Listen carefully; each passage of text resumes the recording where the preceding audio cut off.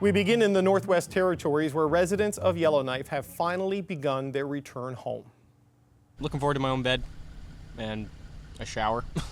It's been a trip, I'm telling you. Whew. I think it's a little bit too long. But it's not too bad overall, so far. You're almost home. Yes. 3 weeks ago, more than 20,000 people were asked to leave the city due to wildfires. The CBC's Aaron Collins is on the scene for us, and he joins me now. So, Aaron, what is it like where you are right now?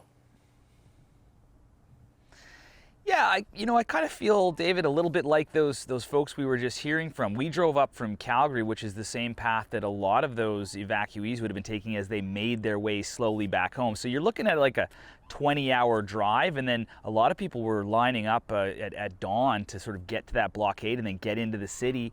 And so some people even sleeping in ditches. There's that real desire to get to their own bed, to get a shower, that kind of thing. And then you get into town, and it's kind of like you've gotten to a college campus or back to high school a couple days early. It looks normal, but it's just not quite full yet, right? So the roads are a little bit half empty, and the shopping malls and the grocery stores are not quite full. So it's a bit eerie almost, right? I mean, it's getting back to normal. It's slowly filling up, but something's a little bit off. And you can tell what that thing that's off is just by inhaling, because man, there's a lot of smoke still in the air here, and obviously that's because there's a heck of a lot of fires still burning. Okay, I'm going to get to that in a minute, but the city, it's empty, but what kind of condition is it in? Like, what sort of Yellowknife are the residents returning to? Well, in a lot of ways, they're returning to the city they left. They're going to notice a few things that are different. There's a lot of like sort of scars around the community where fire breaks were put in. But in general, I mean, this community escaped unscathed when you think about the kind of peril it was in. I mean, they didn't lose homes, and no one, thank goodness, lost their lives. They're coming back to a functioning airport, a functioning hospital, stocked grocery store shelves. I mean, mostly things are back to normal, and you're going to be speaking to the mayor later. She's telling people the things that aren't back to normal yet, be patient, it's coming. So what are those things? Well, the liquor stores aren't open, and if you've been on the road for 20 hours, you might be wishing you could get a cold beer. That's not happening right away, but over the next couple days it will be. And if you're a parent at the end of summer and you're waiting for your kids to go back to school, that's not happening right away either. That's not happening till next week. So a few things standing out as like a little bit different, but in general, this is a functioning city, and they're coming back home to kind of the home they left. As you say, not back to normal, but remarkable given the urgency of the emergency that the city has survived as intact as it has. But you say, Aaron, there's still smoke in the air. So what's the status of the other fires burning in the territory? Yeah.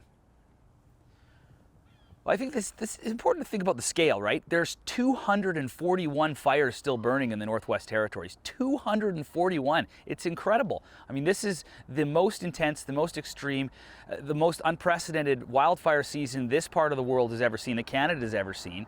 And it's not done with this place yet, right? So you got Hay River, you got other communities that are still out. So as people from Yellowknife are rolling back in, there's other people going, well, when's it our turn? And they don't know. And they don't know because if you think about Hay River, over the long weekend, I was speaking with wildfire officials today. The fire there got like a third of a kilometer from their hospital. We're talking about a few football fields. These people are still fighting like tooth and nail to keep the fire out of communities. So this isn't over yet, and those folks don't know when they're going to be going home, and the smoke is still in the air. So that's kind of what you're left thinking. Things look eerily, normal, but you can tell they're not yet. Okay, Aaron, great stuff. Thanks so much. That's the CBC's Aaron Collins with us tonight. Well, the mayor of Yellowknife stayed in the capital city throughout the entire evacuation order. You saw her on the show last night. Rebecca Alty joins me now again. Mayor Alty, welcome back to the program. Tell me, how are the initial few hours of this reentry going? It's been going well, and I don't want to jinx it. Yesterday was the power outage in Fort Providence, which is the last community before Yellowknife where you've got to fuel up. That was an unexpected challenge. Of course, it got resolved. So I never want to speak too soon, but so far it's been going well. The checkpoint on the highway got removed at 11 a.m. this morning. So there's been a steady stream of traffic. Highway conditions are looking good. And there's a lot of flights arriving. I was there for the first 4 flights this morning, and they started showing up just before 11, and those 4 flights came within half an hour. So a steady stream of people coming home. And as much as Aaron was just saying how it seems quiet in Yellowknife, for me, it feels like it's busy because there's other vehicles, there's people out walking. And, yesterday for the first time in 3 weeks, I saw kids at the park. And so it's bit by bit going to feel more and more like the Yellowknife we know. Well, what was that like this morning to be at the airport and see the planes coming in and see your constituents and neighbors and friends coming home? It was great. It was, it made it real. It's like I was always, when we announced going into phase 3 back the last Monday in August, phase 3 being, the fires being held and critical employees can come back. Within an hour, it's like, oh, and the one highway is closed. And so like, okay, phase 3 is going to have to be put on pause.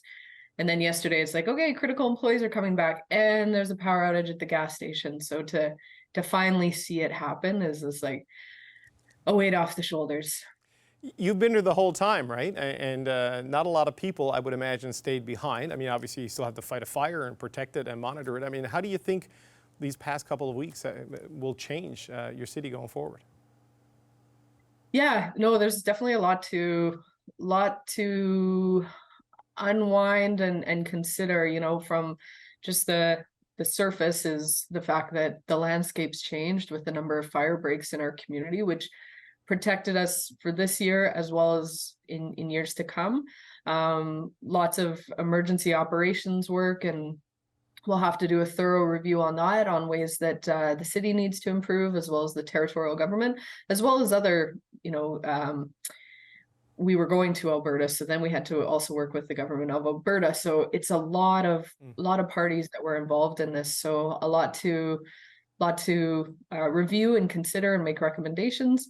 And then I think just the mental health, the stress, the coming back together. This was a pretty traumatic experience, and so making sure that we've got enough community supports and community events to get people back and together. Well, when we spoke last night, you and Mayor Gondek from Calgary, you talked about that need for extra help from the territorial government, the federal government.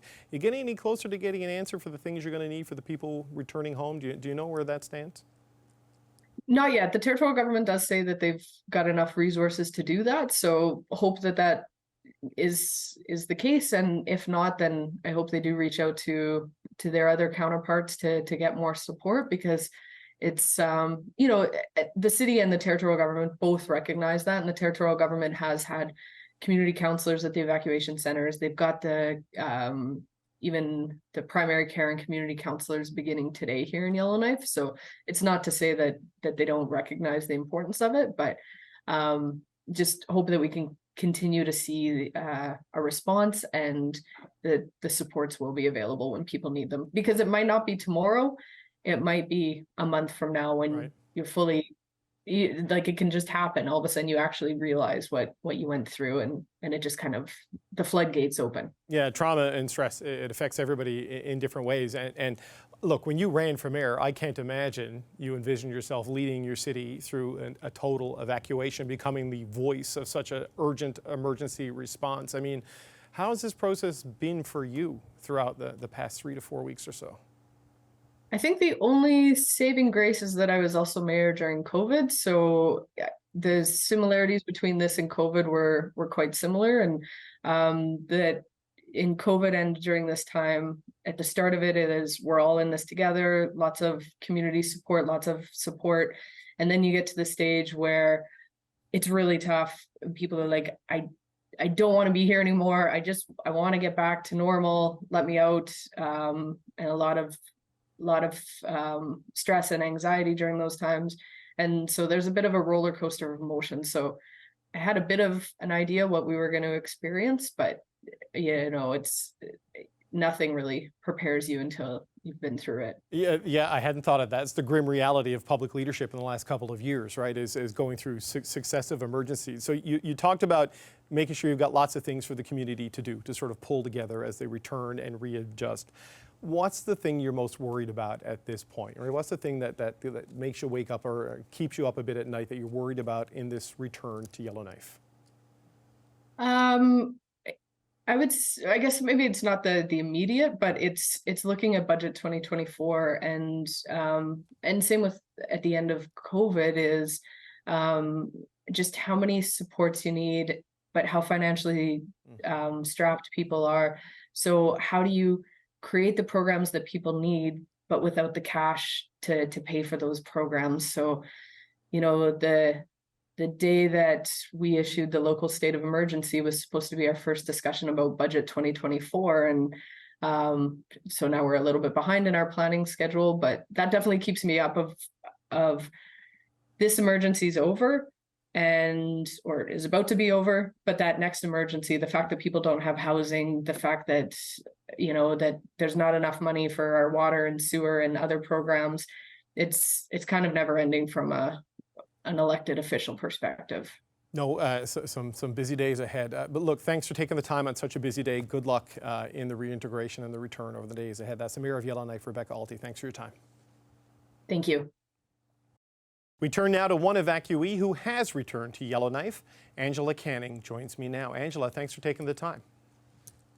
You're very welcome. You've been back since Sunday. What can you tell people coming back today about what to expect? Well, when I came back, the streets were pretty bare. I did actually take a drive on the access road and the old airport road as well too. And you'll find that they've brush cut quite a bit of the green spaces around the city. But other than that, it still looks the same. It's very quiet, but it'll probably pick up today. So you were able to go back early because your husband's an essential worker. And I wonder, what was it like going back and seeing it so empty? What was that moment like? Well, it was a little bit nerve-wracking because I was afraid that people were going to question why I was back. It was very quiet. There wasn't a lot of traffic, and all of the streetlights were flashing yellow and red, and like really nothing is open. It's kind Maybe, of eerie. 2 grocery stores. Kind of very eerie to see it like that, right? I mean, your hometown kind of becoming a ghost town, right? It must have felt a bit strange. It certainly did, yeah. So, but how did it feel, as unusual as it was, to finally be able to go home? Because of, you know, we all saw the images of the fires and the evacuations. How did it feel to finally actually be able to get back to your home? It was a big relief, and I was very happy, and just an overall good feeling to be back in my home and to know that, you know, it's still standing. How was the evacuation experience for you? Where did you go? Where did you stay? And what was it like? You know, I was really lucky that I didn't have to go far. I packed up my camper and I traveled to Fort Providence, which is only 3 hours away from Yellowknife, and I hunkered down in the campground. I think there was probably about 200 of us there from Yellowknife, and we very quickly developed a tight-knit community, and we were just there to help each other, and I'm really thankful for that.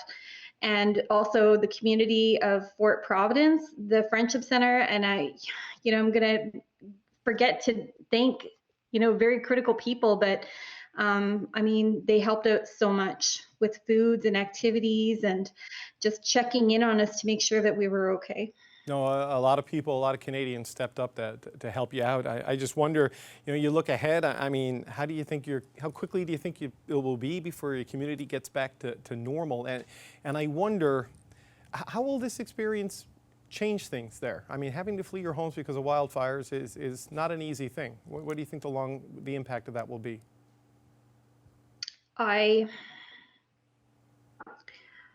I'll be better prepared for sure, and I don't know. I guess it will just be an eye-opening experience for everyone to know that as far north as we are still affected by climate change.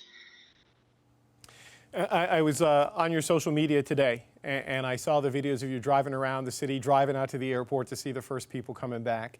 I mean, what was it like, just as a final point, to see that, your friends and neighbors making their way home after these last few weeks? You know, I never really thought about it. I was just, you know, as soon as I found out that they were coming, I just had to go and wave hello and welcome everyone home.